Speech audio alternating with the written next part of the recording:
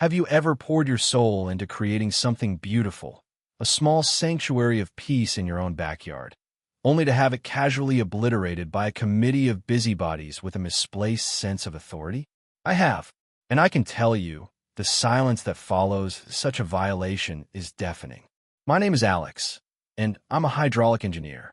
For most of my life, that title just meant I designed complex water management systems for municipalities and industrial clients. It was a good job, a challenging job, but it was just a job. At home, I wasn't an engineer. I was just a man who wanted a little slice of nature to call his own. That slice was my pond. It wasn't massive, maybe 30 feet across, but it was my masterpiece. Over 5 years, I'd cultivated a thriving ecosystem with water lilies, pickerel weed, a small, gurgling waterfall I designed myself, and a happy population of koi and golden tench that would eat from my hand. It was where I went to decompress, to watch the dragonflies dance, and listen to the frogs sing their evening chorus. It was, in a word, perfect. And then the Homeowners Association, led by the perpetually unimpressed Karen Fletcher, decided it wasn't. They called it an unesthetic water feature that didn't align with the community's manicured and uniform vision. What they didn't know, as they stood by and watched a landscaping crew they'd hired drain my sanctuary into a storm sewer without so much as a formal warning, was that they weren't just messing with a homeowner. They were picking a fight with a man whose entire professional life revolved around a single, simple principle. Water always goes exactly where I tell it to go. They had just declared war on the one person in our subdivision of 300 homes who could turn off their water without leaving his property. So, what would you do if someone destroyed your personal Eden? I bet you'll enjoy finding out what I did. This isn't just a story about revenge. It's a lesson in fluid dynamics and the beautiful, beautiful concept of poetic justice. My first move wasn't one of aggression, but of naive faith in the system. I believed, foolishly, that a reasonable conversation could undo this act of brazen vandalism. I compiled a folder complete with photos of my pond from every season, a list of the native plant species I'd introduced, and even the receipts for the fish, showing they were sourced from a certified, disease-free breeder. I prepared a calm, logical, and emotionally honest speech. I attended the next monthly HOA meeting held in the sterile, beige community clubhouse that smelled faintly of stale coffee and self-importance. Karen Fletcher, the HOA president, sat at the head of the long table, flanked by her two loyal cronies, Barry and Janice. Karen had a severe blonde bob that looked like it could cut glass, and an expression that suggested she'd just smelled something unpleasant. I waited patiently through discussions about mismatched trash cans and the appropriate length for lawn grass before my agenda item was called. I stood up, cleared my throat, and began my presentation. I spoke of the pond not as a feature, but as a living part of my home. I explained the ecological benefits, the joy it brought me, and the utter shock of seeing it destroyed without my consent. When I finished, I looked to Karen for a response, expecting at least a flicker of understanding. Instead, she adjusted her glasses and gave me a thin, dismissive smile. "Thank you for your passionate presentation, Mr. Henderson," she said, her voice dripping with condescension. "However, the board stands by its decision. Article 7, Section B of the Covenants clearly states the Architectural Control Committee has purview over all landscaping to maintain community aesthetic standards. Your pond was deemed inconsistent with the neighborhood's intended design." Barry nodded sagely, as if she'd just recited profound wisdom. I countered, pointing out that my pond was in my fenced backyard, invisible from the street, and that aesthetic standards was a subjective and vague term.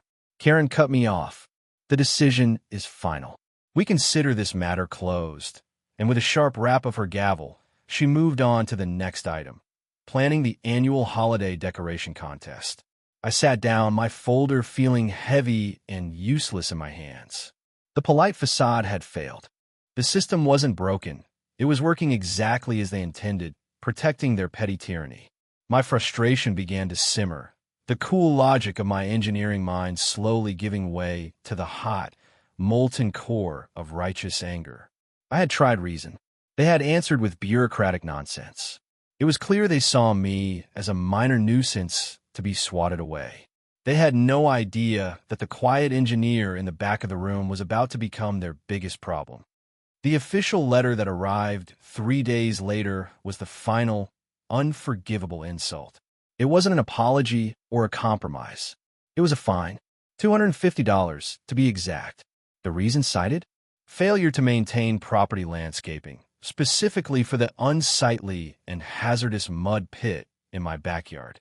The very pit they had created by draining my pond. The audacity was breathtaking. It was like a burglar robbing your house and then suing you for leaving the door unlocked. That was it. The switch flipped. The part of my brain that designed municipal water grids and calculated flow rates for hydroelectric dams came roaring to life. But this time, it had a new, singular purpose: strategic, karmic, and exquisitely targeted revenge. My quiet evenings were no longer spent by the non-existent pond. They were spent in my home office, surrounded by schematics. My peaceful sanctuary was gone, so their aesthetic paradise would be next. My investigation began not with shovels, but with paperwork. I went online to the county clerk's office and pulled the original subdivision plans, the plat maps, and every public utility easement record file for our development. Willow Creek Estates, a cruelly ironic name, now that I thought about it.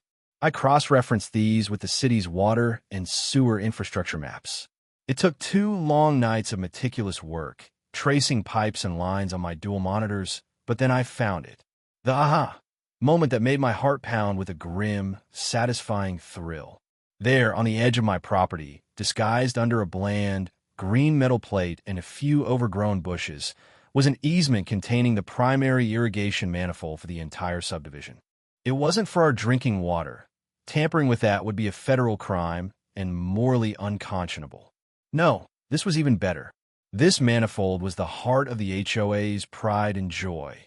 The sprawling emerald green common areas, the perfectly manicured entrance with its prize-winning flower beds, and the individual lawn sprinkler systems for every single home, all paid for through our exorbitant HOA dues. And according to the blueprints, this single point of control was the choke point for the entire system. From this one spot, I could, in theory, control every single blade of grass in Willow Creek Estates. The gears in my head were turning, no longer grinding with frustration, but spinning with the beautiful, clean elegance of a well-designed machine. They had taken my water. I was about to take theirs. The plan began to form, not as a crude act of sabotage, but as a piece of engineering artistry. My plan was not about destruction. Destruction is crude, loud, and leaves too much evidence. My goal was far more subtle. I wasn't going to break their system. I was going to hijack it. I would create a phantom problem, an engineering mystery so baffling it would drive them, and their expensive contractors, absolutely insane. The core of the idea was a closed-loop bypass. Instead of simply shutting off the main valve, an act that would be discovered immediately, I would reroute the flow. I would build a secondary loop that tapped into the main irrigation line just after the master flow meter and fed the water directly back into the line just before it branched out to the various sprinkler zones. The result? The water meter would spin wildly, registering thousands of gallons of usage every night when the automated system kicked on. The HOA would receive an astronomical water bill, but not a single drop of that metered water would ever reach a sprinkler head. It would simply circulate uselessly through my hidden bypass, a perfect illusion of function without any actual function. The beauty of this approach was its elegance. To any technician they called, all the primary valves would be open.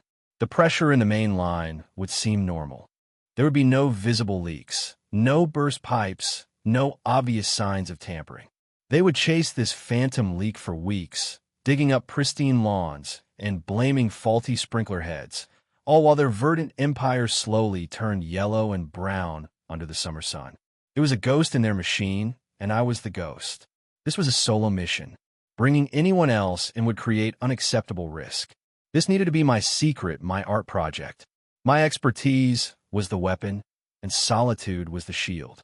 While Karen and the board were likely congratulating themselves on their swift handling of the pond problem, I was transforming my garage into a command center. I wasn't just some angry guy with a shovel. I was a professional preparing for a complex installation.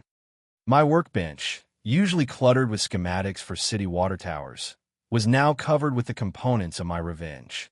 I sourced everything carefully. This wasn't a trip to the local hardware store for flimsy garden hoses. I ordered high-pressure Schedule 80 PVC pipes, the kind used in industrial chemical processing. I acquired stainless steel ball valves rated for 3 times the municipal water pressure, ensuring there would be no failures. From a specialty supplier, I got a set of silent, check valves to prevent any backflow that might give the game away.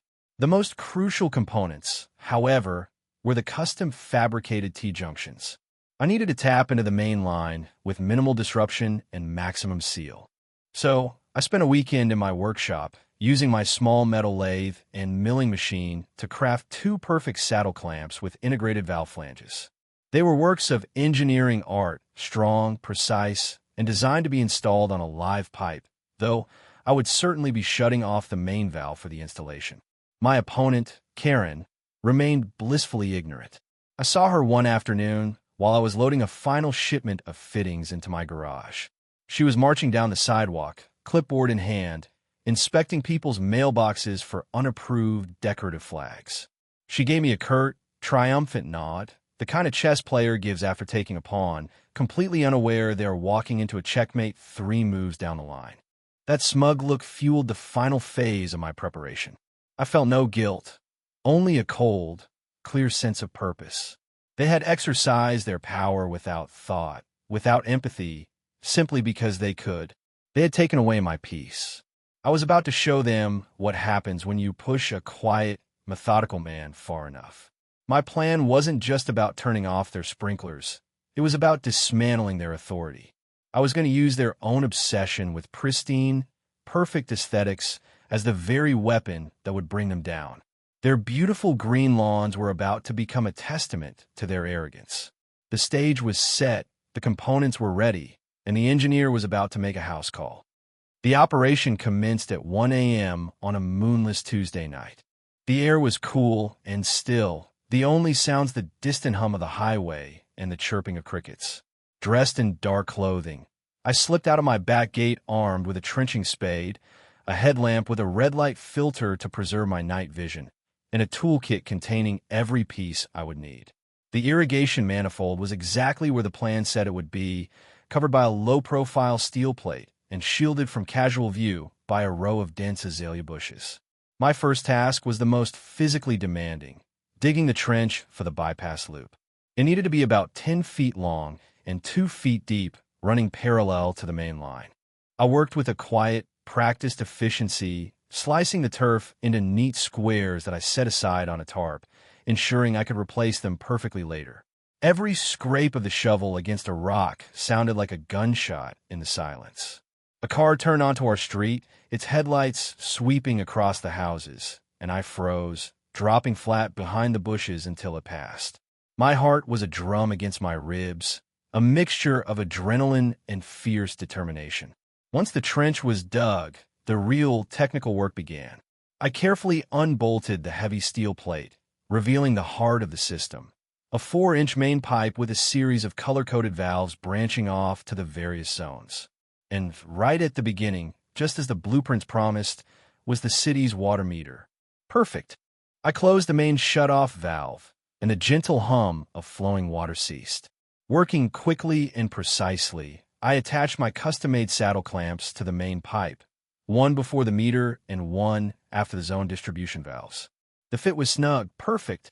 I bolted them down, creating a watertight seal. Then I connected the high-pressure PVC, fitting the pipes, elbows, and ball valves of my bypass loop. It was like assembling a giant, high-stakes Lego set. The final piece was a pressure gauge I installed on my loop, a little flourish that would allow me to ensure the pressure in my bypass perfectly matched the main line, leaving no diagnostic clues for any future technicians. With the bypass fully constructed, the moment of truth arrived. I took a deep breath and slowly, carefully, opened the valves on my newly installed loop. Then, I reopened the main shut-off valve for the entire system. I watched my pressure gauge. The needle jumped, quivered, and then settled at a steady 65 psi, a perfect match for the municipal supply. It was working. The water was now flowing into the manifold, through the city's meter, being immediately siphoned off into my hidden loop, and then re-injected back into the main line, completely bypassing all the sprinkler zones. The system was now a closed, useless circle. The beast was neutered. The final step was concealment. I meticulously backfilled the trench, tamping the earth down firmly. Then, I replaced the squares of turf so perfectly that even in the daylight, it would be nearly impossible to spot the disturbance. I brushed away stray dirt, scattered a few dead leaves over the area for good measure, and bolted the heavy steel plate back into place. By 3:30 a.m., I was back in my garage, tools cleaned, and put away my dark clothes in the laundry. There was no evidence. It was as if I had never been there. The next morning, I woke early and made a cup of coffee. The subdivision's irrigation system was programmed to run from 4 a.m. to 6 a.m. I sat on my back patio, overlooking the muddy scar where my pond used to be, and I waited. 6:01 a.m. 6:02 a.m. I looked across the street at my neighbor's lawn. It was dry. I took a slow drive through the neighborhood. The sprawling green entrance to Willow Creek Estates, Karen Fletcher's pride and joy, was bone dry. The automatic sprinklers had not uttered a single PSSHD. The first seeds of chaos had been sown. Now, all I had to do was wait for them to grow. The first week was a quiet study in mounting anxiety. The lawns began to lose their lush, carpet-like vibrancy. The edges started to curl and fade from emerald to a dull olive. The petunias and impatiens in the grand entrance flower beds, usually bursting with color, began to droop, their heads hanging like scolded children. Whispers started on the neighborhood social media page. Did anyone else's sprinklers not run this week? My grass is looking awfully thirsty. The initial assumption was a simple glitch in the automated timer. The HOA's designated landscaping company, Pristine Lawns Incorporated, was called. I watched from my window as their truck pulled up to the main control panel. Two technicians spent a solid 2 hours testing the timer, checking the wiring, and manually trying to trigger the zones. They left looking utterly perplexed. I could almost hear their conversation. The timer is sending the signal. The solenoids are clicking, but no water. The next alert from the HOA was a community-wide email from Karen herself. It had an air of forced calm. We are aware of a minor issue with the community irrigation system. Our contractors are working to resolve it promptly. Please refrain from manually watering common areas. That last sentence was key. They didn't want residents running up the water bill. The irony was so thick, I could have bottled it. By week 2, the situation had escalated from minor issue to full-blown crisis. The grass was now showing distinct patches of brown. Karen's award-winning rose bushes near her front walk, which were tied into the community system, were wilting dramatically. The social media page turned from curious to furious. The first massive water bill must have arrived because a new, panicked email went out. Urgent, catastrophic irrigation failure. It announced an emergency town hall meeting to be held at the clubhouse. All residents are strongly encouraged to attend as we discuss the significant and costly challenge facing our community challenge. What a wonderfully diplomatic word for a problem you can't solve. The stage was set for my final act. I RSVP'd attending and spent the afternoon preparing a simple, elegant PowerPoint presentation. It contained only 2 slides. One was a simplified hydraulic schematic of a standard irrigation manifold. The second was a schematic of the exact same manifold, but with a small, neatly labeled hypothetical bypass loop drawn in. I put on a crisp button-down shirt and a blazer. I wanted to look less like a vengeful vigilante and more like the calm, rational professional I was. As I walked to the clubhouse that evening, I passed the brown, dying lawns, a monument to Karen's arrogance. The air was thick with tension. The hunter was about to walk into the trap she never knew was set. The clubhouse was packed. Every seat was taken, and residents stood along the walls, their faces a mixture of anger, worry, and frustration. At the front of the room, Karen Fletcher sat beside Barry and Janice. She looked haggard. The severe bob was slightly askew, and her face was pale with stress. The illusion of control she so desperately craved had shattered completely. She banged her gavel, the sound sharp and jarring in the tense room. "Thank you all for coming," she began, her voice strained. "As you know, we are facing an unprecedented crisis. For the past 2.5 weeks, our irrigation system has failed. What's more," she held up a piece of paper, her hand trembling slightly, "we have just received a water bill from the city for over $12,000. $12,000 for water that never reached our lawns." An outraged murmur swept through the crowd. She went on to blame everyone. The city's infrastructure was old. The landscaping company was incompetent. The sprinkler heads were defective. It was a masterclass in deflection. She detailed how they'd had plumbers, irrigation specialists, and even a leak detection expert with ultrasonic equipment come out. They had found nothing. No leaks, no broken pipes, no faulty valves. It was, she declared with dramatic flair, a complete and utter mystery. Finally, looking exhausted and defeated, she asked the question I've been waiting for. "We are at a total loss. The experts are stumped. Does anyone at all, have any ideas?" The room was silent. This was my cue. I let the silence hang for a beat, then I calmly stood up from my seat in the back row. All eyes turned to me. "I might have a theory," I said, my voice steady and clear, easily carrying across the room. Karen squinted, recognizing me. A flicker of annoyance crossed her face. "Mr. Henderson," she said dismissively. "This is a serious technical matter, I know," I replied smoothly, walking towards the front. "I'm a hydraulic engineer. This is what I do for a living. May I?" I gestured to the projector and screen they had set up for her failed presentation of complaints. A resident with a laptop obliged, and I plugged in my USB drive. The first slide, the schematic of a normal manifold, appeared on the screen. I picked up the laser pointer from the lectern.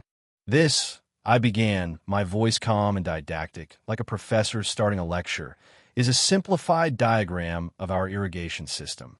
Water comes in from the city main, it passes through a meter. That's how the city bills us. And then it's distributed to the various zones that water our lawns. Very straightforward. I let them all absorb the diagram. Then I clicked to the next slide. The bypass loop appeared in red. Now, let's imagine a hypothetical scenario. I continued, the laser circling my modification. Imagine someone installed a closed-loop bypass. The water would still come in. It would still spin the meter, running up a massive bill. But instead of going to the sprinklers, it gets rerouted directly back into the main pipe. The system would register full pressure. The timer would work. The valves would open. But the net output of water would be zero. It would create a perfect phantom leak. You could bring in a dozen experts, and they would never find it because they're looking for water escaping the system, when in reality, it's just going in a circle. A wave of understanding rippled through the room. People were leaning forward, their eyes wide. I turned off the laser pointer and looked directly at Karen. Her face had gone from stressed to ghostly white. She was finally understanding.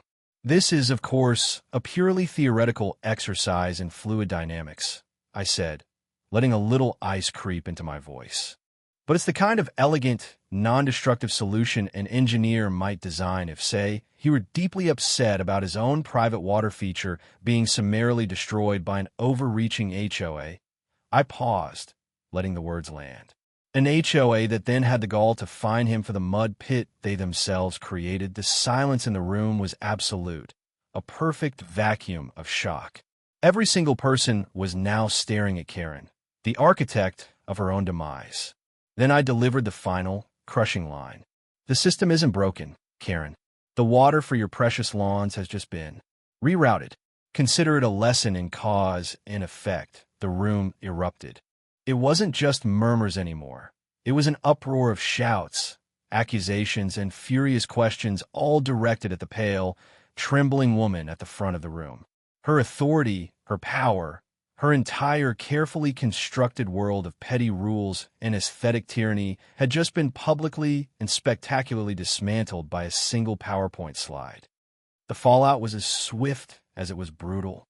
In the chaos of the meeting, a motion was made from the floor for a vote of no confidence in Karen Fletcher and her entire board. It passed with a thunderous, near-unanimous aye.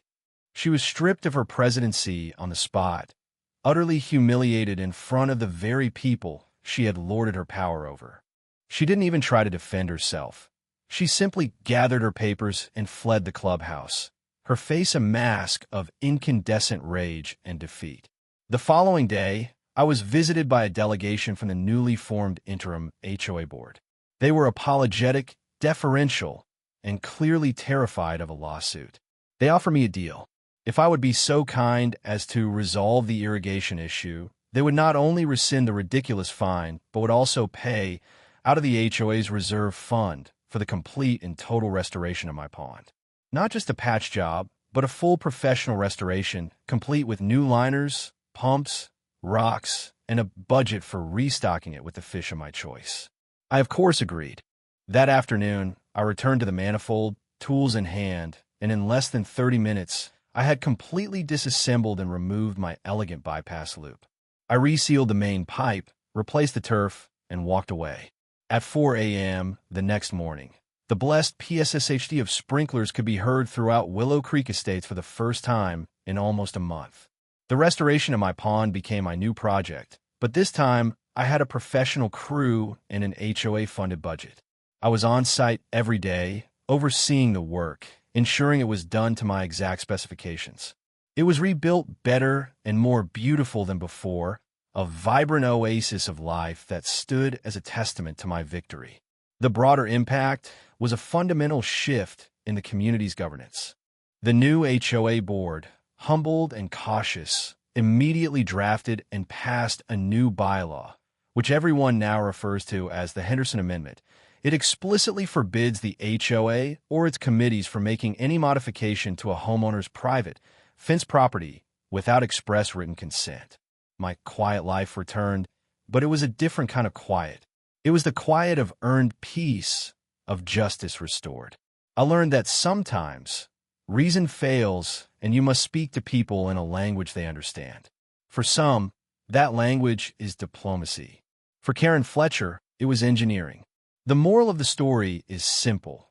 Never underestimate the quiet ones, because they're often the ones who know exactly how the systems work. And if you push them too far, they just might reroute the whole system right back at you. Now, let me ask you, have you ever had to find a creative way to stand up to a bully? I'd love to hear your story.